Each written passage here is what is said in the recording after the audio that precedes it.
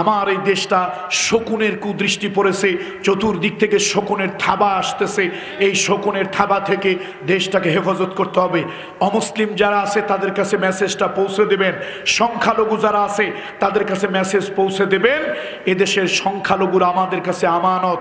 বিশ্বনবী বলেছেন, আল্লাহর হাবিব বলেছেন, মুহাম্মদ রাসূলুল্লাহ সাল্লাল্লাহু আলাইহি ওয়াসাল্লাম বলেছে, কোন সংখ্যাগরিষ্ঠ এলাকায় সংখ্যালঘু সম্প্রদায় যদি আক্রান্ত হয়, জুলুম নির্যাতনের শিকার হয়, কিয়ামতে আল্লাহর আদালতে বিশ্বনবী মানবতার বন্ধু, মানবতার শিক্ষক মুহাম্মদ রাসূলুল্লাহ সাল্লাল্লাহু আলাইহি ওয়াসাল্লাম সংখ্যালঘুদের পক্ষ নিয়ে সংখ্যাগরিষ্ঠদের বিরুদ্ধে আল্লাহর আদালতে নালিশ দায়ের করবেন, আল্লাহর আদালতে বিচার দায়ের করবেন, রাসূলুল্লাহ সাল্লাল্লাহু আলাইহি ওয়াসাল্লাম বলেছেন।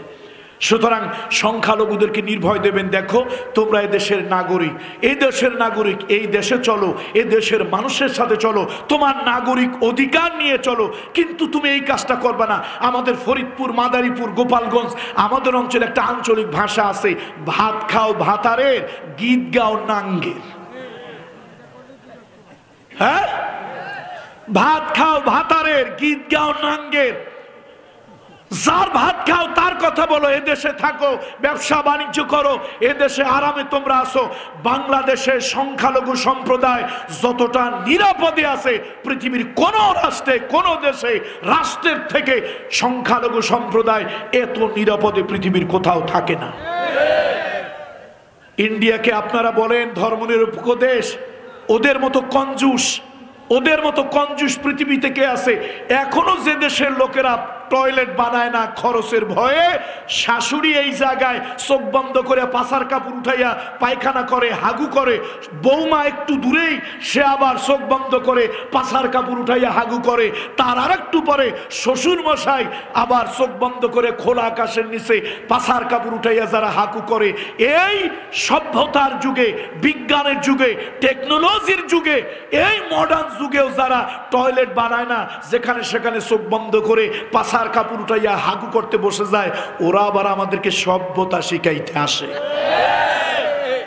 মনে হয় কচু গাছে গলায় দড়ি নিয়ে মরে যায়। আর ওরা যে কত ধর্ম নিরপেক্ষ, আমি তো দিল্লির লাল কেল্লায় গিয়েছি, দেখেছি ওদের আচরণ, বিভিন্ন মসজিদে গিয়েছি, দেখেছি ওদের আচরণ, গিয়েছি আজমির শরীফ, আপনার যে আজমির খাজা মঈনুদ্দিন চিশতি, এই ভারতীয় উপমহাদেশের মুকুটবিহীন সম্রাট, গত 15-20 দিন ধরে সোশ্যাল মিডিয়াতে আপনারা একটা সংবাদ দেখতেছেন, ষড়যন্ত্র করতে করতে এখন কোথায় তারা হাত দিয়েছে। তারা বলেছে খাজা মঈনুদ্দিন চিশতি রহমাতুল্লাহি আলাইহি, আল্লাহর ওলি, এই ভারতবর্ষের মুকুটবিহীন সম্রাট যিনি, তার মাজার, তার মসজিদের নিচেও নাকি মন্দির আছে। আসলে গোবর খাইতে খাইতে ওদের পুরো মাথাটাই গোবর হয়ে গেছে। কি খাইতে খাইতে? গোবর খাইতে খাইতে পুরো মাথাটাই নষ্ট, গোবর হয়ে গেছে। আমরা অন্য ধর্মের লোকদেরকে সম্মান করি, অন্য ধর্মের লোকদেরকে সম্মান করি, তাদের নাগরিক অধিকারের প্রতি রেসপেক্ট করি, তাদের নাগরিক অধিকার ক্ষুণ্ণ না হয়। আমরা ধর্ম দিয়ে কারোর সাথে মিলাইতে যাই না। লাকুম দীনুকুম ওয়ালিয়া দীন, তোমাদের ধর্ম তোমাদের কাছে, আমাদের ধর্ম তোমাদের ধর্মে যেটা বৈধ জায়েজ, আমাদের ধর্মে ওইটা হারাম। আমাদের ধর্মে যেটা সওয়াবের কাজ, তোমার ধর্মে ওইটা পাপের কাজ। আমরা গরু জবা করি গুনাহের জন্য না সওয়াবের জন্য? নেকি জান্নাতের জন্য না আল্লাহর গজবের জন্য? আল্লাহর জান্নাতের জন্য। ইসমাঈল আলাইহিস সালাতু ওয়াস সালামকে কোরবানি করেছিলেন ইব্রাহিম খলিলুল্লাহ। কি করেছিলেন? অনেকে বলে কোরবানি করেন নাই, আমি কিন্তু এর পক্ষে না। তিনি অবশ্যই ইসমাঈল আলাইহিস সালামকে কোরবানি করেছিলেন, করার উদ্যোগ নিয়েছিলেন, এ কথা বলবেন না। বলেন ইসমাঈলকে কোরবানি করেছিলেন 100%, কোনো সন্দেহ নাই। ফালাম্মা আসলামা فلما أسلم وتله للجبين وناديناه أي يا إبراهيم قد صدقت الرؤيا إنا كذلك نجزي المحسنين। ইব্রাহিম খলিলুল্লাহ নিজের চোখ বাঁধলেন, ইসমাইলের চোখ বাঁধলেন, ছুরি চালাইলেন, আল্লাহর আরশ কেঁপে উঠছে। আল্লাহ তাআলা এই দৃশ্য দেখতেছেন, ফেরেশতারা কেঁদে জারজার হয়ে যাচ্ছে। আল্লাহ তাআলা বললেন, ফেরেশতা যাও। ইব্রাহিম আলাইহিস সালাম সর্বাত্মক চেষ্টা চালাচ্ছেন গলাটা কাটার জন্য ছুরিরে বারবার ধার দিয়া বারবার চেষ্টা করতেছে, যাও, আমি আল্লাহ সহ্য করতে পারি না। ইসমাইল যেন না জানে, ইব্রাহিম যেন টেন না পায়, ইসমাইলকে সরিয়ে দাও। ওয়াফাদাইনাহু বিযিবহিন আযীম, ওয়াফাদাইনাহু বিযিবহিন আযীম। আল্লাহ তাআলা ইসমাইলকে গোপনে সরিয়ে দিলেন। একটা দুম্বা আল্লাহ তাআলা ফেরেশতাকে দিয়ে সেখানে ঢুকিয়ে দিলেন। জবা হলো, আওয়াজ হলো, রক্ত ইব্রাহিম খলিলুল্লাহর হাতে লাগলো। ইব্রাহিম খলিলুল্লাহ নিশ্চিত হলেন, মুতাআক্কিদ হলেন, জবা হয়ে গেছে। জবা হওয়ার পর আওয়াজ শুনছে, রক্ত এসে হাতে লাগছে, গায়ে লাগছে, জবা নিশ্চিত হয়ে গেছে। এবার চোখ খোলার আগেই তিনি আল্লাহর কাছে বলছেন, আল্লাহ, আপনার সন্তুষ্টির জন্য আমার প্রিয়তম পুত্রকে আমি জবা করেছি, মালিক, আমি যেন চোখটা খুলে এই দৃশ্যটা দেখে সহ্য করতে পারি। চোখ যখন খুলছেন, ইসমাইল জবা হয়েছে না দুম্বা জবা হয়েছে? সুতরাং বাপ কিন্তু 1% কোনো হিপোক্রেসি, 1% কোনো চালাকি করেন নাই। ইসমাইলকে কোরবানি তিনি দিয়েছেন, ইসমাইলকে তিনি কোরবানি দিয়েছেন 100%, 1% ভুল নাই। এবার দেখেন আল্লাহ তাআলা এই আমলটা মুসলিম মিল্লাতের জন্য মুহাম্মদ রাসূলুল্লাহ পছন্দ করলেন। কোরবানি আমাদের উপর একটা ওয়াজিব ইবাদত। আমরা অত্যন্ত স্বাচ্ছন্দ্যে সওয়াবের উদ্দেশ্যে ইসমাইল এবং ইব্রাহিমকে স্মরণ করে কোরবানি আমরা দেই। আমরা গরু কোরবানি দেই, আমাদের কাছে ইবাদত। হিন্দুর কাছে এটা কি? পাপের কাজ। তারা মূর্তি বানায়, মূর্তির পূজা করে। আমার ধর্মে মূর্তি হারাম।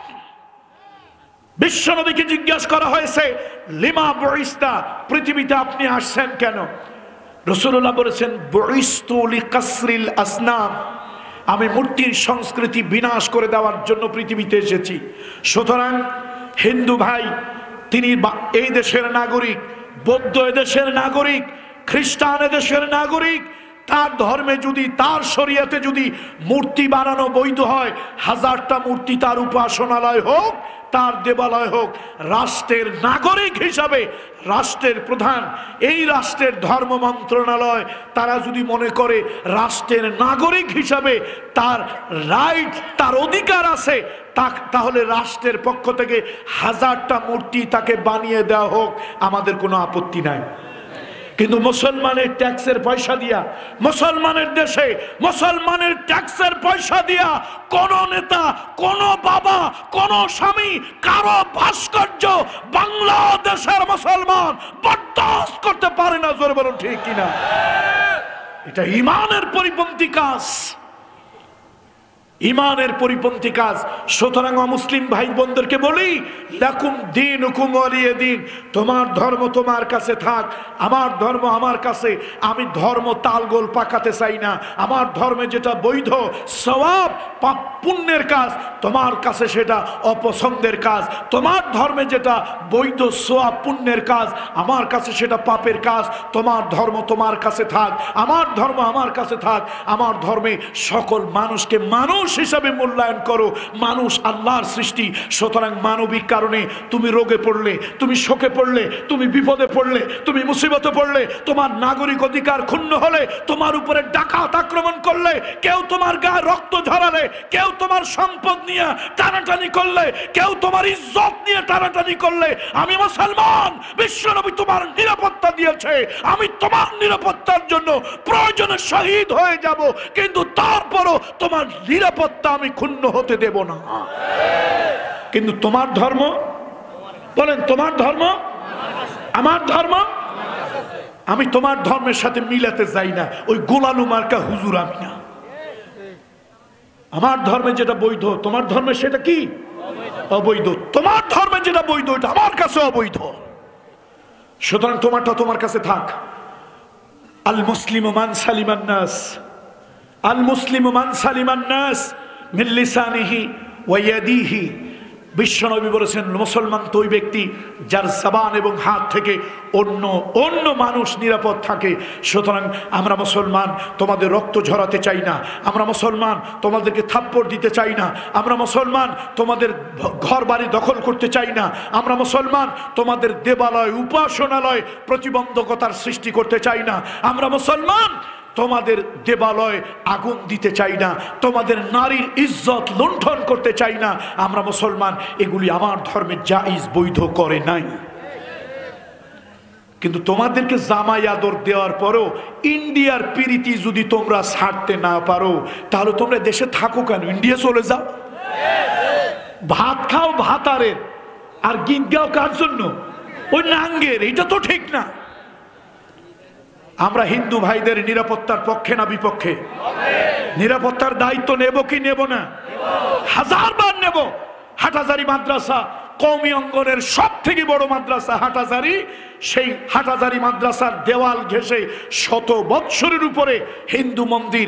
এদেশের আলেম ওলামারা যদি হিন্দু অথবা মাইনরিটি যারা রিলিজিয়াস মাইনরিটি যারা আছে, ধর্মীয় সংখ্যালঘু যারা আছে, তাদেরকে যদি উৎখাত নির্মূল করতে চাইতো, কওমি মাদ্রাসা, এত বড় একটা মাদ্রাসা হাটহাজারী মাদ্রাসা, তার কোল ঘেঁষে 100 বছরের বেশি ধরে একটা হিন্দুর মন্দির টিকে থাকতে পারতো না।